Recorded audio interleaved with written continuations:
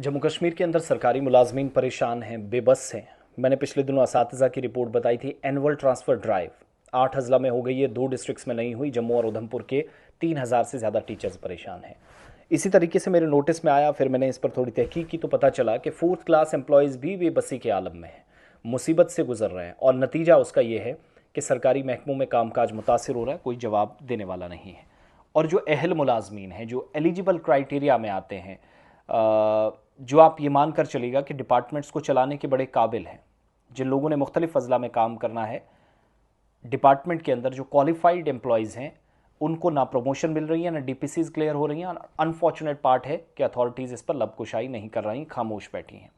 जम्मू ज़िले के जो फोर्थ क्लास एम्प्लॉयज़ हैं, स्कूल एजुकेशन डिपार्टमेंट के fourth class employees education department के, ये सख्त नाराज़ हैं, रिजेंटमेंट हैं। और 3 साल पहले जूनियर असिस्टेंट की जो पोस्टें थी या असामियाँ थी, लाजमी टाइप टेस्ट पास करने वाले उम्मीदवार, जिसका इनेकाद अभी तक नहीं हुआ, जिससे डिपार्टमेंटल प्रमोशन कमेटी या डीपीसीज में ताख़ीर हो रही है, उसका काम सीधे तौर पर, उसका जो मनफी असर है, नेगेटिव इम्पैक्ट है, वो डिपार्टमेंट पर पड़ रहा है। जम्मू कश्मीर के कई ज़िलों में, जैसे रियासी है, अनंतनाग है, बारामूला है, अवंतीपुरा है, राजौरी, पुंछ, शोपियां और किश्तवाड़ ज़िले हैं, यहाँ पूरा अमल मुकम्मल किया जा चुका है। डोडा में डीपीसी क्लियर हो चुकी है, कठुआ और उधमपुर में डीपीसी क्लियर हो चुकी है। क्वालिफाइड एम्प्लॉयज़ या अहल उम्मीदवार जो अब जूनियर असिस्टेंट के तौर पर काम कर रहे हैं, जम्मू ज़िले का मामला बगैर किसी वाज़ेह वजह के ना कुछ बताया जा रहा है, ज़ेर इल्तिवा है, ताख़ीर हो रही है, लेट हो रहा है, डिले किया जा रहा है। और मुतलका हुकाम की गफलत बहुत सारे लोग करार दे रहे हैं। और इस अमल ने मुलाजमीन को नज़रअंदाज किया, उन्हें एक तरह से जो बुनियादी हुकूक हैं उनसे महरूम किया जा रहा है, इसका एहसास दिलाया जा रहा है। और उनकी जायज़ तरक्की का रास्ता रुका है, जो डिपार्टमेंटल प्रमोशंस होनी है। मुलाजमीन जो इस वक्त मल्टी टास्किंग स्टाफ के तौर पर काम कर रहे हैं, एमटीएस जिसको आप कहते हैं, और महकमाना कवानीन और जवाबित या रूल्स एंड रेगुलेशंस डिपार्टमेंट के, उसके तहत 2022 में टाइप टेस्ट में हिस्सा लिया, इसे कामयाबी से पास किया। लेकिन 3 साल गुजर गए, 2022 के बाद उनकी प्रमोशन के मामलात को नज़रअंदाज किया गया। इस ताख़ीर का नतीजा क्या निकला कि जम्मू कश्मीर में जूनियर असिस्टेंट की जो असामियाँ हैं, जो पोस्ट हैं, वो खाली पड़ी हैं, जिसकी वजह से इंतज़ामी ताख़ीर और गैर फ़ालियत, इनएक्टिविटी या गैर संजीदगी भी नज़र आती है, जो कि स्कूलों की कारकर्दगी और तालीमी निज़ाम पर असर डालता है। पोस्टें अभी भी खाली हैं। मुलाजमीन ने जो हमें बताया, जो मेरे पास जानकारी आई, 2022 से अब तक जम्मू में 3 अलग अलग चीफ एजुकेशन ऑफिसर तैनात हो चुके हैं, लेकिन लिस्ट को अभी तक पब्लिक नहीं किया गया। डीपीसी, किसी ने भी मौसर तरीके से डीपीसी को लेकर किसी चीफ एजुकेशन ऑफिसर ने कदम नहीं उठाया। फाइनल लिस्ट नहीं आई, मुसलसल नज़रअंदाज किए गए। और फोर्थ क्लास जो एम्प्लॉयज़ हैं, न सिर्फ इस वक्त मुश्किलात से गुजर रहे हैं, बल्कि एहतिसाब या अकाउंटेबिलिटी पर भी सवालात उठ रहे हैं।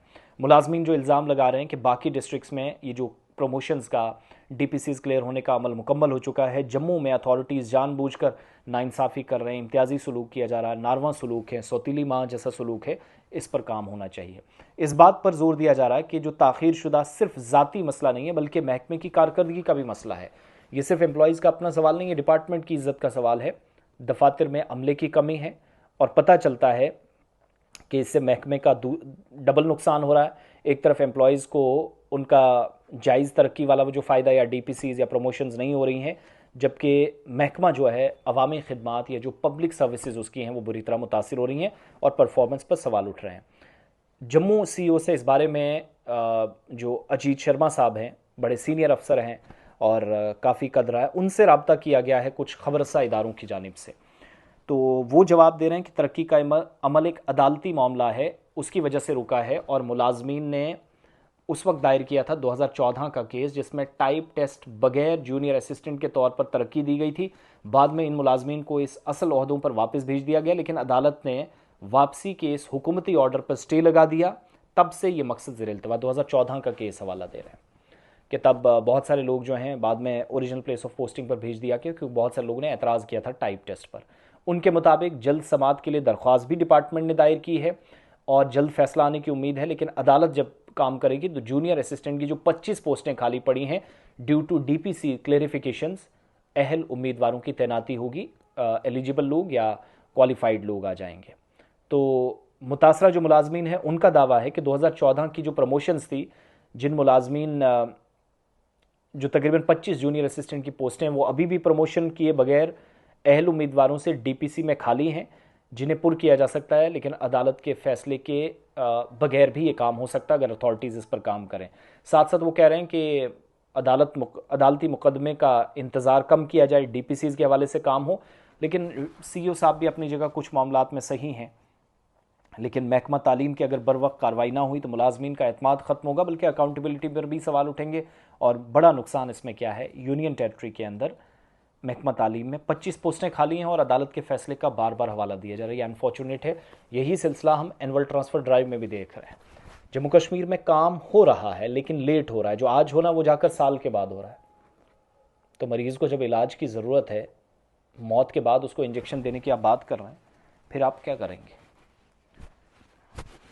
ये हालात इस वक्त।